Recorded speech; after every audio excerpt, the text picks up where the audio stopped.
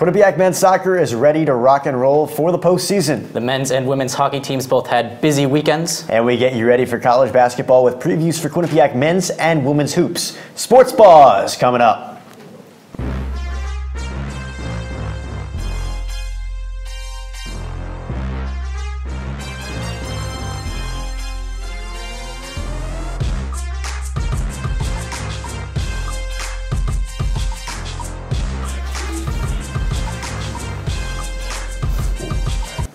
What up? This is Sports Paws. I'm Brian Schwartz. He's Connor Uluthorn.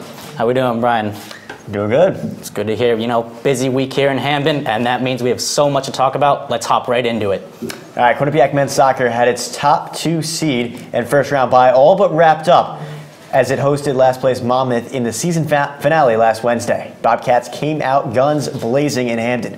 A 6-0 win for Quinnipiac. Rashawn Daly scored twice in the first half to put the Bobcats up 2-0. Second half, more of the same. Eamon Whalen, Alex Holly, Dejan Duric, and Salah Umaru all scored in the second. Quinnipiac closes the season 8-1-1. Switching over to a different game later that day, the Fairfield Stags took on and beat the Manhattan Jaspers to clinch the MAC regular season title. Manhattan Adrian Awana received a red card early in the first half, and a Joseph Meyer header allowed the Stags to win their second straight regular season title with a record of 8-0-2. Quite a dominant season for them as they advance onto the MAC tournament. And with that Fairfield win, the Stags clinched the #1 seed over the Bobcats. First round in the MAC tournament has already wrapped up. Marist took down St. Peter's, and Ryder beat Iona. So now Quinnipiac hosts Marist Thursday. Winner of that will play the winner of Fairfield and Ryder in the MAC championship on Sunday. MAC Weekly Awards were announced this morning. Quinnipiac's Dejan Duric took home MAC Rookie of the Week.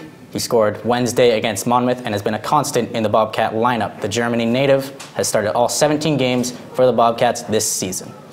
We now have men's soccer beat reporter Shane Dennehy joining us tonight. How you doing, Shane? I'm doing pretty good, Connor. How are you guys? Thanks for having me on. Great to have you on, Shane. What changed after the slow start to the season? Yeah, Connor, obviously Quinnipiac Athletics has become known for playing such a tough out-of-conference schedule, and I think the same can be said about the men's soccer team as well. They went to the likes of number 8, NC State at the time, only lost 1-0. They played at UNH, who was number 19 at the time. They've played tough opponents like Boston College, UMass Lowell, the University of Albany.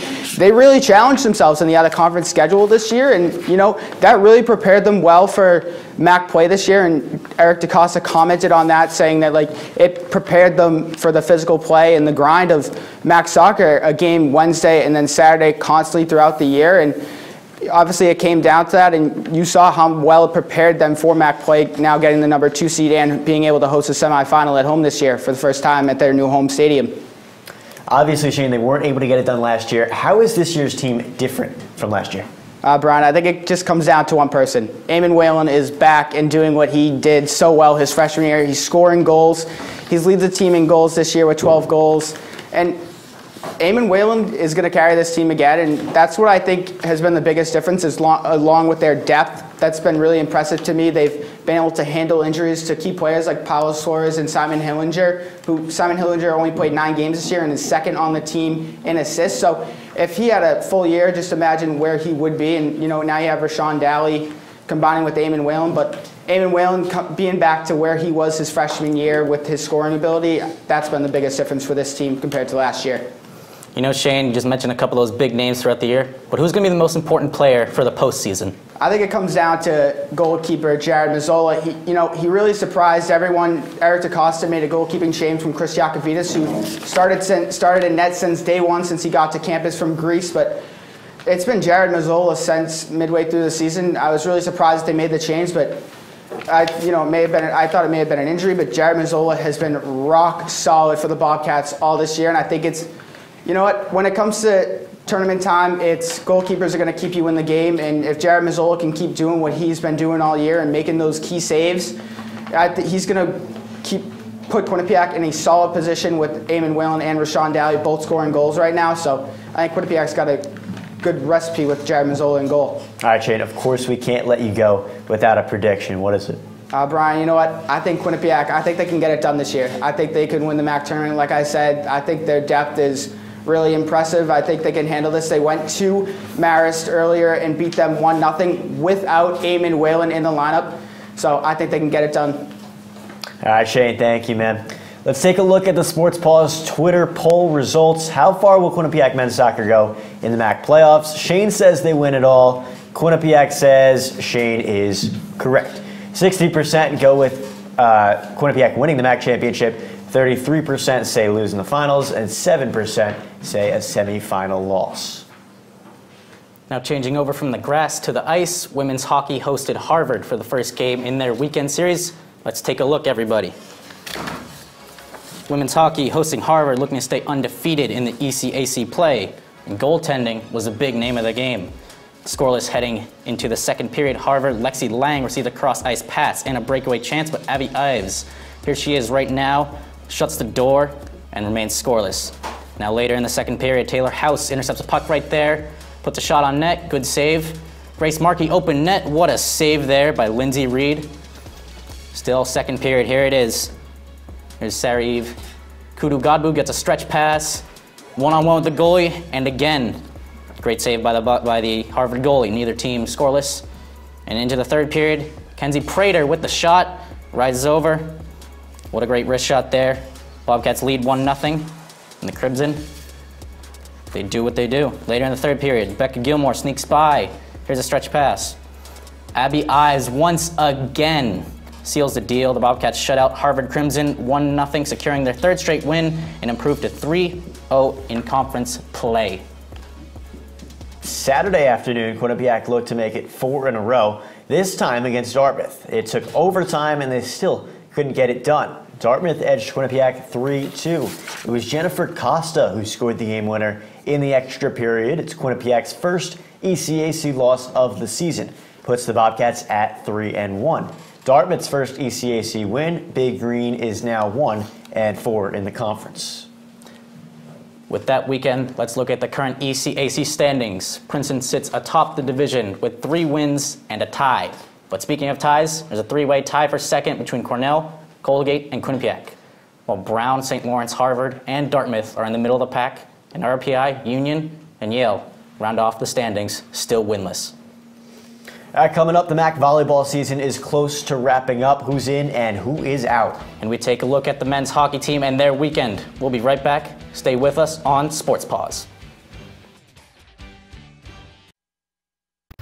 Welcome to the WQAQ Morning Show. Dan Ball and Emma Spagnolo joining you here from the QAQ studios in Hamden. And Emma, it is that time of year again.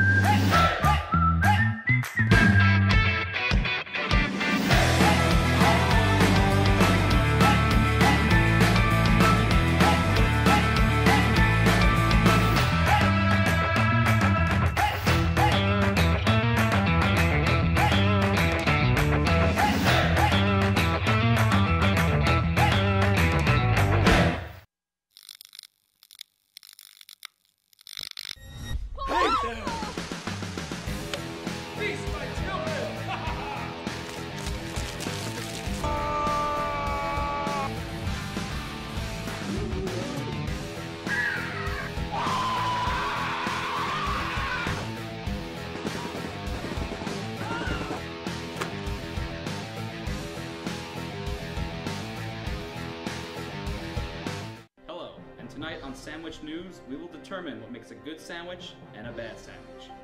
First, the standard sandwich. Uninspired and frankly, a little gross. But we have here a Ray and Mike sandwich, the Cadillac of sandwiches. And if you want one, well, come on down to Ray and Mike's at 3030 Whitney Ave, Hamden, Connecticut. Open every day from 6 a.m. to 10 p.m. Qcash is accepted. now that's a sandwich. Let's get it going. Sports Paws starts right now. We start tonight with some basketball coverage. And here again, Aaron Robinson hits the shot of his life.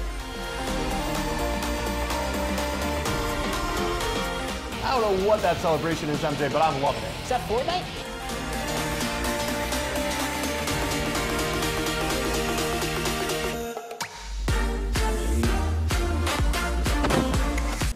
A 5-0 start for Quinnipiac men's ice hockey and a number 15 national ranking before the weekend. Bobcats had Harvard and Dartmouth this weekend.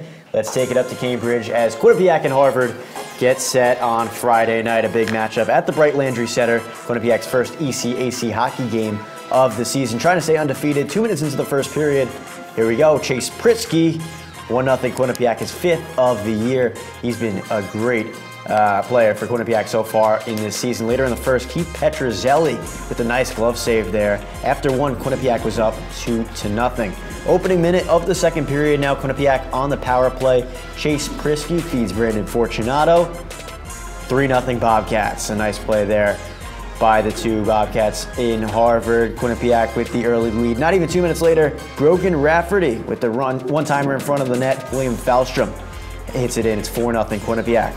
31 seconds later, Harvard would respond. Petrozelli makes the save, but Nathan Krusko steals the puck, passes to Jack Rathbone for the goal, and Harvard cuts it to 4-1. Now, about 40 seconds later, it's Adam Fox of Harvard entering the offensive zone, passes to Louis Zerder-Gossage. Harvard makes it now 4-2 Quinnipiac. Late in the second period, Brogan Rafferty to Ethan DeYoung, his first career goal. 5-2 Quinnipiac, Rafferty's third assist of the period. A dominant period for Brogan Rafferty. Quinnipiac would go on to win it 5-3, staying undefeated, 6-0 and 1-0 in ECAC play. And now looking over to Dartmouth as the Bobcats were away.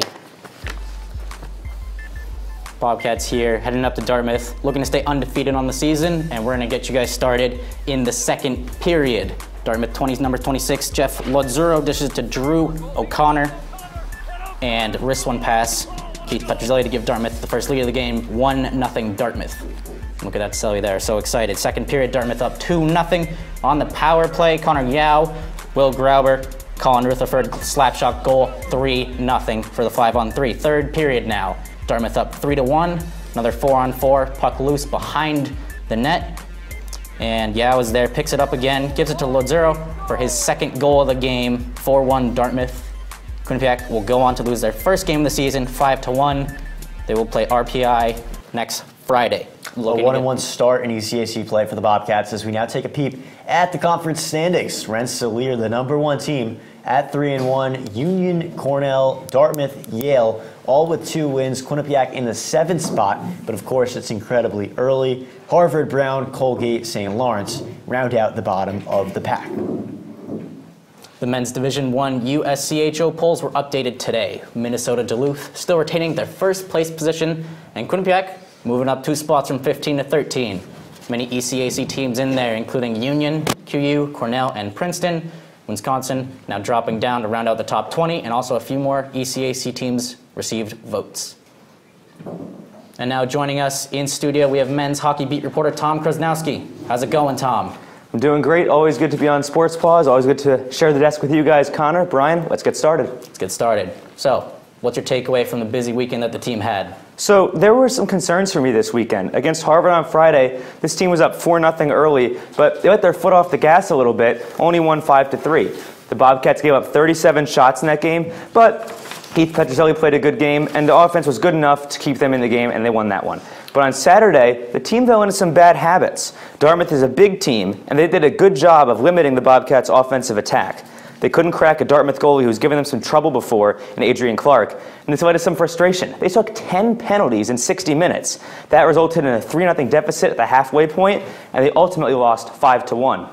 For a Bobcats team that had been undefeated, this weekend was a bit of a disappointment. The bigger question, though, is how they'll respond in ECAC hockey play, where 6 of their next 8 games are.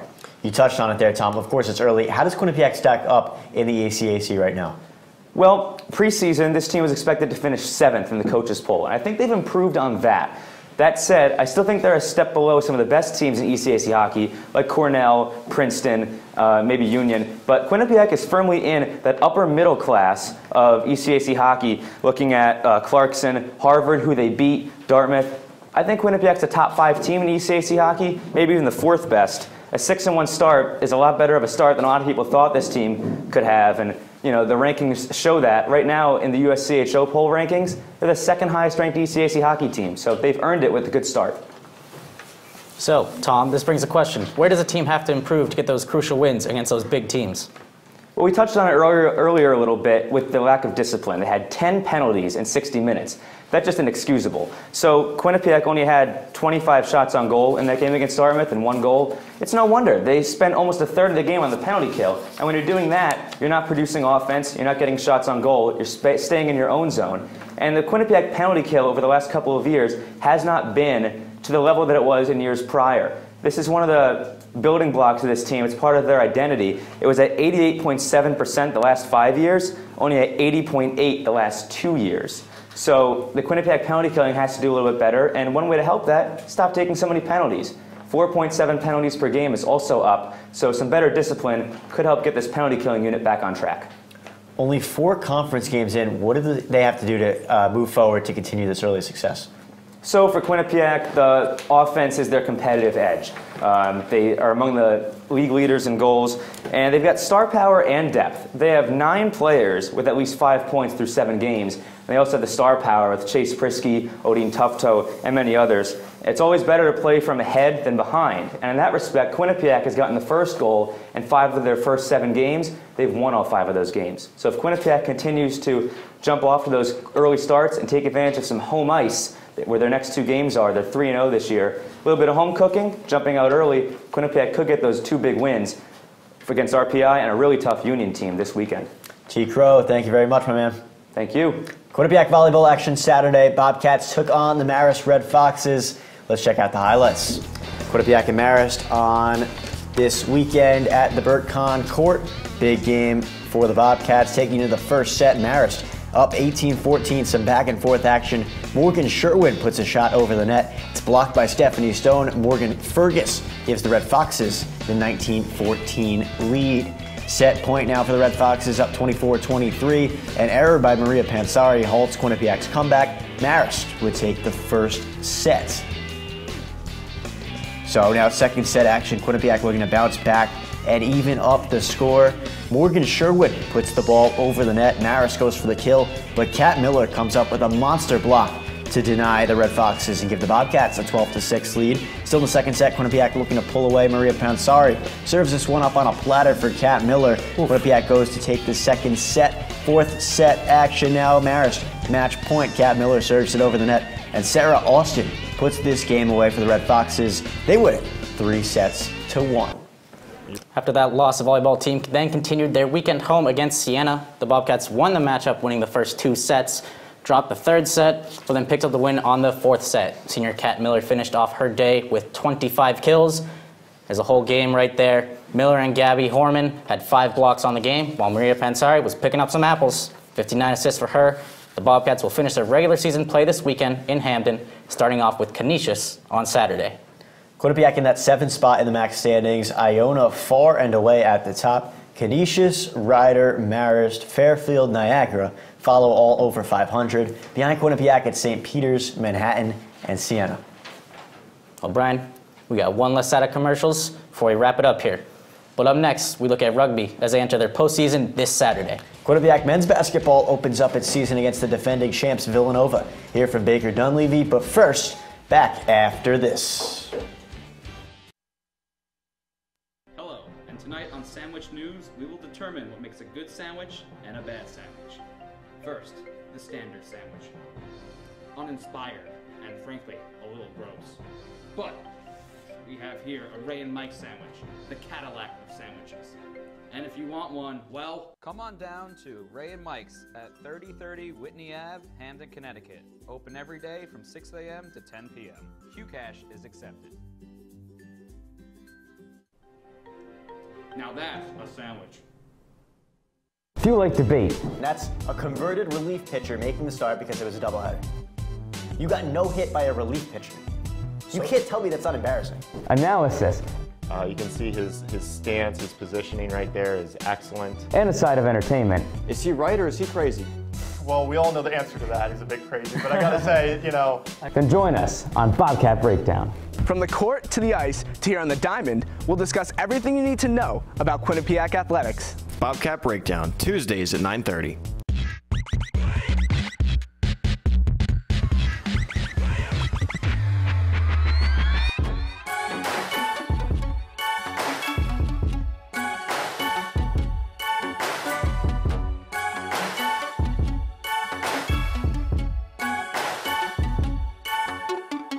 From Hamden to Hollywood, we are your source for entertainment news.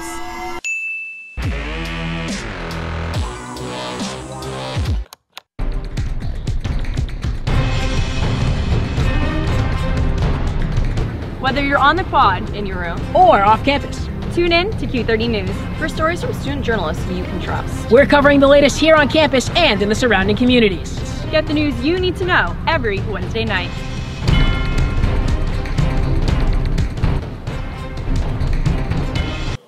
Oh, hey, you're back. Thanks for sticking with us. The men's tennis team did not have to travel far. The Connecticut State Championship was at Yale University over this past weekend. Freshman Brian Schick defeated UConn's Evan Powell in the main draw and is now 6-3 in singles matches. Patrick Cachapero and Jack Alexander won their consolation finals as well. Alester Magalit improved to a team-high 10 wins on the season, and the team won 17 total matches throughout the three-day competition. Going from the court to the pitch now, the women's rugby team are taking on the 4-4-0 Notre Dame College Falcons in the NIRA quarterfinals. The Bobcats played the Falcons back in September, and they won with a score of 33-10. That game will be played in Hamden on Saturday, November the 10th. College basketball begins tomorrow around the nation, but it's Saturday for Quinnipiac. The Bobcats will take on the defending national champions, the Villanova Wildcats, in the season opener at the Wells Fargo Center. The team is ready to get started. I think they know. I think, we've talked about, hey, we're starting the year with a quality opponent, a really good team that we're going to have to play our best basketball to play well against, just to play well. You have to play really our best brand of basketball. They know that. So, again, the focus just comes back to, the things that you can control. And against a team like Villanova, you better control those things really well. To be honest, we're just trying to focus on ourselves. A lot of people are saying, "Oh, you got Villanova, a big game," and we do respect the fact that they did just come off a national championship and all the other stuff. But for us, it's just trying to be the best team we could be at the end of the day. So we want to go out there, we want to play the best Quinnipiac basketball on both ends of the floor. And we just want to. We're not really going to try and focus on the outcome. Just be able to say to ourselves that we came out, we played hard, we played together. And at the end of the day, whatever the school board says, we'll be fine with it. We just want to go out there and compete, man. I think right now we're just trying to focus on ourselves, getting better every day, improving our habits, just making sure that if we take care of what we need to take care of, we'll give ourselves a good chance to go out there and be successful. Whether that's coming out with a win or not. I think being able to put our best foot forward and go out there and try to play hard for 40 minutes is all that we can try to do. So just trying to be consistent with our effort on every play and making sure that we can come out and be consistent. Most coaches would start with effort. We want to play harder than our opponent, and that's hard to do when you play against a team like Villanova. And we want to be a team that plays unselfishly. So those two things mainly on both ends of the court. Step up for each other defensively, pass the ball offensively. So play hard and together. It's simple, but it's not so simple to do. I think just playing harder and more together for 40 minutes and making all the plays we can to make it as tough as possible for them. No matter who you play, game one, it's just kind of a feeling out process. Most schools by now have played 2 exhibitions or scrimmages, but you don't really know what your team is. And I'm just excited to see how we compete, how we're able to bring it and play hard, and regardless of who we're going to play. So that's kind of, I'm just looking forward to seeing us out there on an NBA court, playing in that environment, and just see how we respond. After that exciting preview of the men's team, Q30's beat reporter Robin Brown has a little preview of the women's team. This team always one to count on, and even has the MAC preseason player of the year on its squad. But let's find out how Aaron McClure feels about the honor. It is no surprise that the Quinnipiac women's basketball team was selected as the preseason favorite for the 4th consecutive year, a roster boasting multiple preseason award winners. But to Aaron McClure, the MAC's preseason player of the year, this honor had a different meaning. This is a great honor, but it really doesn't mean anything because it is for the preseason. It's not the actual season. So it's good to be recognized, by the other coaches in the league. This year, I kind of, want to be recognized not as a shooter, but that's someone who can step behind and nail it a few times. She's a lead on both ends of the floor. I like that she wants to be able to be a consistent three-point shooter and continue to develop her game. She's done that every year over the summer, developing an aspect of her game, and that's what makes her great and elite, is that she's just never satisfied. Not only does McClure return, but Jen Fay, the MAC tournament's most valuable player, does as well. After a career-high season in points, rebounds, and assists, McClure and Fay make up just 2 of the 5 seniors on this roster, which head coach Trisha Fabry tells me is the most comforting feeling. It's so comforting as a coach to know that you have, all this experience that is returning, and that does make a difference. This core senior unit that's back allows them to lead from experience and wisdom in the how-to. So that's very comforting as a coach to continue to transcend to the juniors, to the sophomores, to the freshmen. But more importantly, they get to enjoy one more year of a lot of big spots to come in the season, and those challenges start right off the bat down at Drexel. The Bobcats tip off their non-conference schedule on the road in just 10 days in Philadelphia against Drexel University. From the People's United Center, I'm Robin Brown, Q30 Sports. Good stuff there from Robin. More basketball throughout the opening week on Q30TV.com. We'll have both beat reporter teams at the Quinnipiac women's game against Drexel and the Quinnipiac men's game against Villanova on Saturday night. Top 5 plays time. Let's go. Let's go. Quinnipiac men's soccer play in the MAC. Top 5 plays. Number 5, it's Quinnipiac volleyball against Marist. Maria Pansari serves it up for Kat Miller, sends this laser kill across the net. Here's play number 4, women's hockey versus Harvard. Here's Lexi Lang receiving a cross-ice pass. Breakaway chance, Abby Ives shuts the front door. Bobcats win the game 1-0. Number 3, Quinnipiac men's hockey against Harvard. Adam Fox passes it between 2 Quinnipiac defenders to Louis Zerder-Gossage. He gets his shot past Petrozelli. Here's men's hockey versus Dartmouth. Connor Yao, they're on the power play. Will Grabber dishes it across tic-tac-toe, slap shot goal. Let's take a closer look at this play. Look at the celly right there, Brian.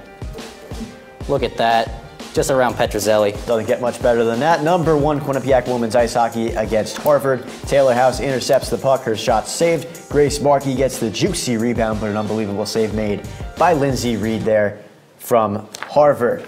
Quinnipiac men's soccer play in the MAC tournament semifinal game versus Marist. That's one of the upcoming games. Also women's basketball. They open their season at Drexel on Friday. Quinnipiac rugby hosts Notre Dame, a team they've already beaten this season. And of course, the big one, Quinnipiac men's basketball and the defending national champion, Villanova Wildcats, Saturday, 8 p.m., Wells Fargo Center on Fox Sports 2. That's going to be a really good one, Connor. Very excited for that one. We're going to be, again, at both the Drexel and the Villanova games. The Q30 Sports basketball beat reporter teams will be at both games with full coverage on Q30TV.com, at Q30 Sports on Twitter, and the Q30 Sports Facebook. And that'll be fun to watch, but unfortunately, that's all the time we have for this show. It's been a blast. What do you say? Be sure to follow us on Twitter at Q30 Sports and online Q30TV.com for all of our coverage on Quinnipiac Athletics. For Connor, I'm Brian. See ya.